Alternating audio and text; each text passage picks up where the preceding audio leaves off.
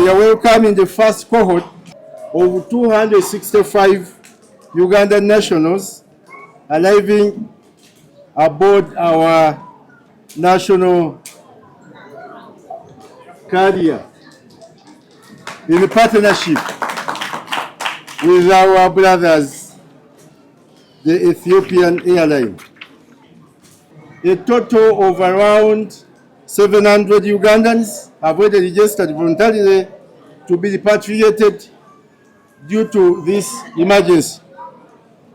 Following the strategic directive laid out, the government is fully committed to ensuring that all remaining registered nationals are safely repatriated back home. I'm happy to inform you that is more than ready to meet with you. So happy to be home as my motherland, as a Ugandan. To be in a foreign country is not easy.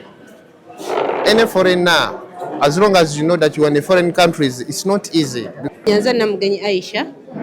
Alhamdulillah. Twebaza Allah.